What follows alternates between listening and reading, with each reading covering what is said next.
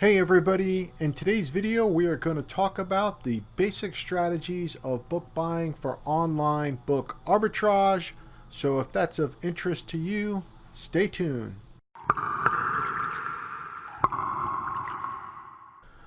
First is understanding restrictions. So if you are restricted from selling a particular book on Amazon, then that is not a book that you want to purchase. You're not going to be able to flip it on Amazon. Now, I'm not going to go into details regarding restrictions. I do have another video on restrictions, and I'll put a link below. Second is understanding the sales pattern of the book you are buying. So when it comes to sales patterns of a book, there are basically four that we have designated. The first one is a regular textbook. The second one is a July textbook, also known as a high school book or a one-semester college textbook. Next is none or a non-textbook, meaning that it really doesn't have a distinctive sales pattern at all. And last is other. All right, so this is a Keepa chart, and this is a regular textbook. It's showing the sales rank over time, which in turn reveals a pattern. As you can see, it sells more in January, then again more in July, August, September time frame. So that's a regular textbook. Next, this is our July textbooks. So as you can see, there's a distinctive pattern with these where they seem to sell more frequently around the time of July, August, September time frame. Next, we have none. This is a book that seems to just sell without any type of distinctive pattern at all. And then lastly, we've got other. That would be where there is some sort of a pattern, but it doesn't really fall into a textbook or a July textbook. So typically these are things like, as you can see, this is a Christmas book, or it might be some sort of a holiday themed book, or for some reason it just got popular during one period of time during the year. All right, next is understanding supply and demand. Okay, so in this example, we want to look at the supply and demand of this particular book. Now, I can tell you I've worked with a lot of sellers, and some who had no idea that this Keepa chart is both telling you the supply, the demand, and the pricing. Okay, so you need to know this. You need to click down here where it says more historical data. And really what you need is just have this used offer count checked. You can also have the new offer count checked, but this simply tells you the supply. This is how many offers are out there. Now, it doesn't say how many copies are out there. It just tells you how many used offers, but it does tell a little bit of a story. So you want to use the supply on the bottom in conjunction with what's on top, which tells us the demand and the pricing of the book. So this is a good example of a mistake that I'll see some people make, where they'll buy a book, they'll look at the lowest used price, $29.99, and let's look at the prime prices. All right, so low is $52. So this book is not that profitable, but let's assume, for example, the lowest price was like $70. So some people would immediately jump on it because they know that there's a profit in there, but they're not paying a lot of attention to especially the bottom chart. So what this tells us, if you look at the bottom, let's just focus on the bottom, this shows us in the past couple of months anyway, the supply has gone up a little bit, right? It was down to, in April, it was down to 45, and it's just been steadily going up, and now it's at it's almost at 70, right? So when that happens, usually what happens is that the price will go down, right? The laws of supply and demand are always in flux, right? And if we look at this book right now, the price right now is $29.99, and historically, if you look recently, that's really quite high. So to think that this book would maintain that, particularly with the supply going up, is probably ill-advised, right? And if you notice that the pricing of the book, or I'm sorry, the demand of the book has kind of gone down a little bit recently because the price has gone up. So you got a lot of factors working against you here. So it's really important to just pay attention. It's not really rocket science, but just look at it once in a while. You need to pay attention. Oftentimes it's kind of flat for textbooks. Oftentimes it'll go up and down, and you need to pay attention to that. All right, let me show you one more example. All right, in this example now, I'm looking at a 3-month view. I really like to start either with all in a year and then zoom in. So let's go with year. And we can immediately see that this is a textbook, right? Focusing on the top chart, right? You should see the supply. The demand should be picking up come August, September time frame, and then it picks up again in January. And then looking at the supply of this book, what you want to do is pay attention what it is right now compared to what it was a year ago. Right now the used offer count is 24 as opposed to nearly 50. So it's almost half of what it was a year ago. So the supply is down. That's good. And then the demand should pick up in a few months, right? If we think that this book is going to do what it did last year, but a lot of times that will happen with textbooks, right?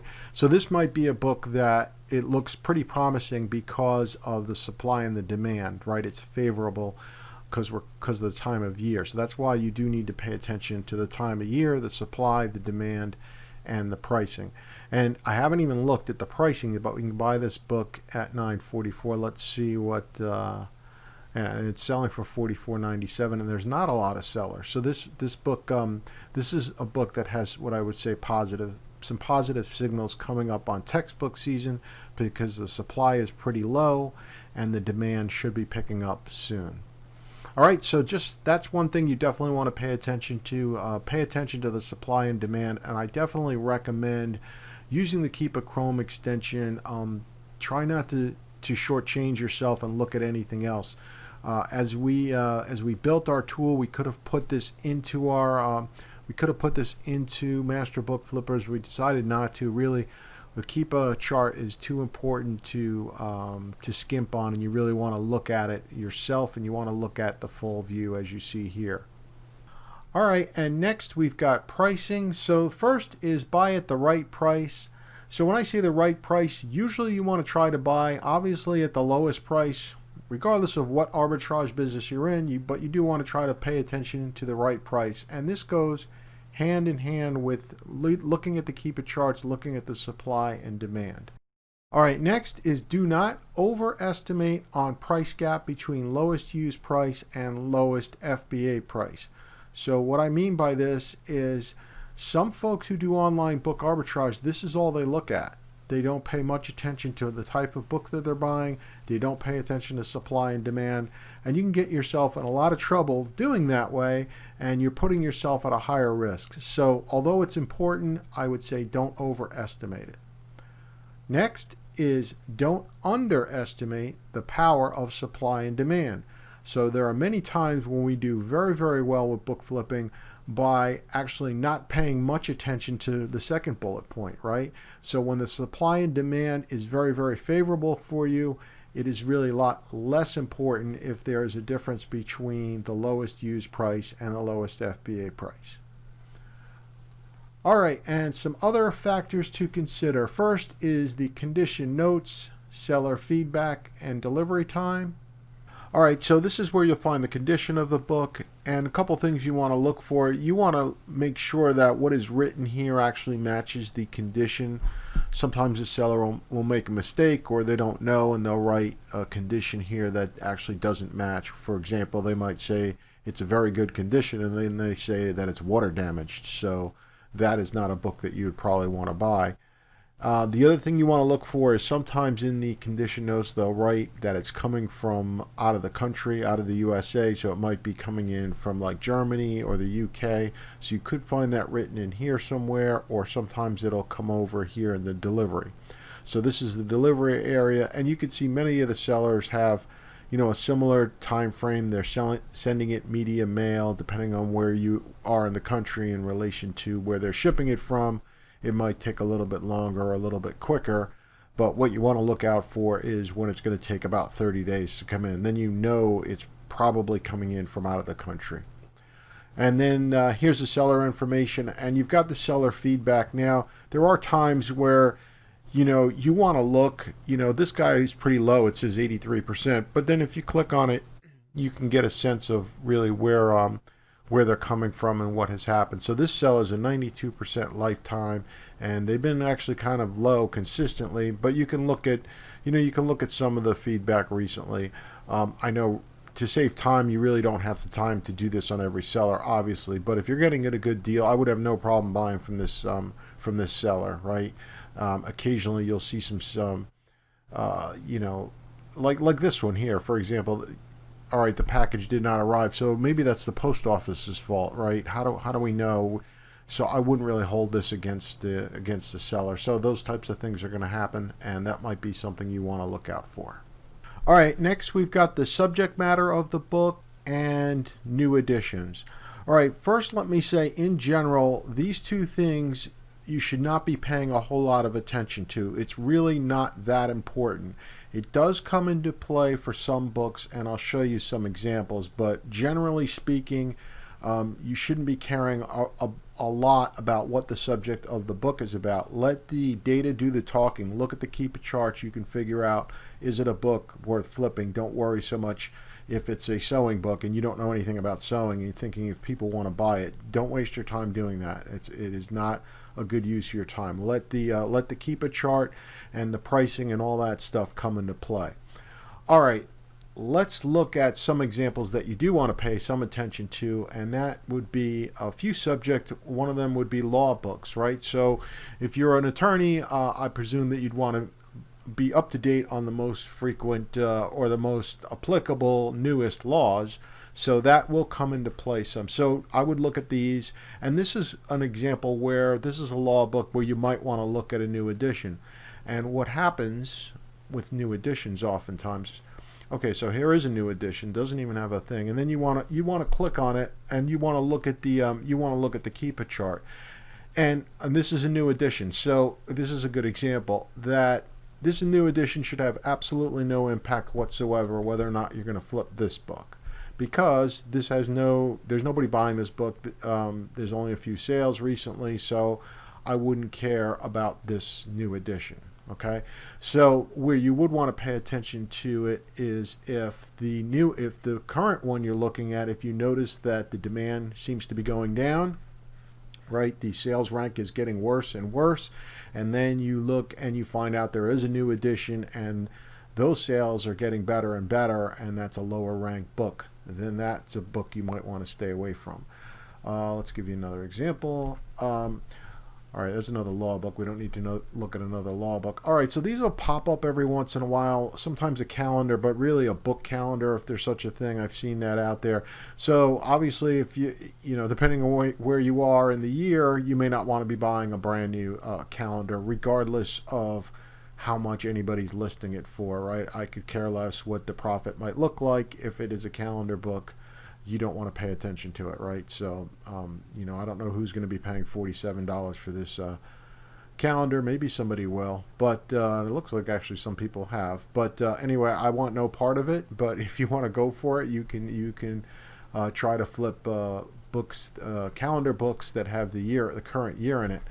Okay, so a couple other ones. I'm going to go off the top of my head on some of these. First of all, medical books, right? So this is a 2017. So again, you want to look and see, is there a newer edition that, you could say to yourself, I don't think people are going to be wanting to buy. Nurses or health professionals want to be buying an outdated medical book, right? So those are things you want to look out for. What else could there be? Okay, the other one, I don't have an example up, but I will just say in general, computer books, you want to pay attention to that. Again, pay real close attention to the demand on those books, right? At this point in time, I don't know that you're going to be wanting to buy, for example, a Windows XP book. Now, everything is subject to the supply and the demand. If for some reason, even though the demand is low, you're going to getting one of the few copies that's available, and you can see that people have been paying high prices for it, then maybe that's a book you go for. But in general, I would tend to stay away from technology books because technology is changing so quickly these days. Again, I usually look at the title of the book, and that's when I'll be looking into the new editions. In general, when I'm looking at books, I will not look at whether or not there's a new edition unless it's one of the ones I just mentioned. And last, we've got Amazon's new price and their recent new price if they're out of stock.